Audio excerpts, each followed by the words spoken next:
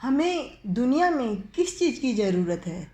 शरीर को ढकने के लिए और गर्मी और सर्दी से बचने के लिए कपड़ों की ज़रूरत है। पेट को भोजन की और रहने के लिए किसी कोठरी या मकान की ज़रूरत है।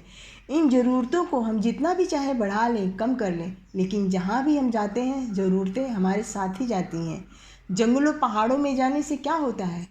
हम सफ़ेद कपड़े उतार देते हैं, भगवे पहन लेते हैं, लेकिन कपड़े की ज़रूरत तो फिर भी महसूस हुई। अपनी स्त्री के हाथ का बनाया हुआ भोजन छोड़कर लोगों के आगे जाकर पेट की खातिर हाथ फैलाना पड़ता है, लेकिन पेट ने खाना तो फिर भी मांगा।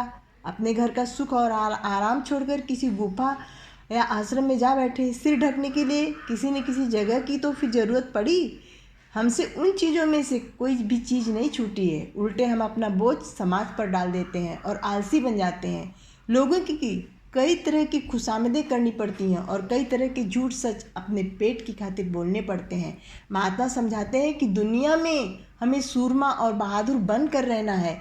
दुनिया में रहते हुए भी दुनिया की गंदगी में नहीं फंसना है।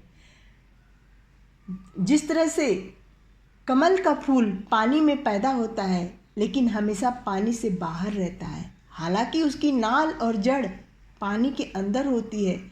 जिस प्रकार मुर्गाबी यानी जल कुक्कुट पानी के अंदर रहते हुए भी सूखे परों से उड़ जाती है, उसी तरह से हमें दुनिया में रहते हुए अंदर अपनी सूरत को शब्द के साथ जोड़कर भवसागर से पार होना है।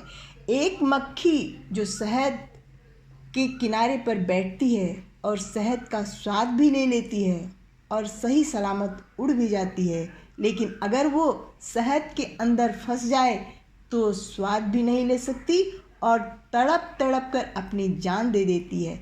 दुनिया में हमें इस प्रकार रहना है जिस प्रकार एक विवाहित लड़की अपने माता पिता के पास रहती है और वो माता पिता की सेवा भी करती है और घर का काम काज भी करती है, लेकिन माता पिता के घर रहते हुए भी वो अपने पति को कभी नहीं भूलती। उसका मन सदा अपने पति के चरणों में लगा रहता है।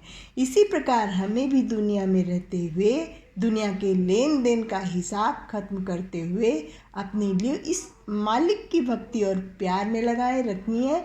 इसलिए संत महात्मा हमें यही उपदेश देते हैं कि अपने घर बार में रहते हुए हक हलाल की कमाई करते हुए मालिक की भक्ति करो।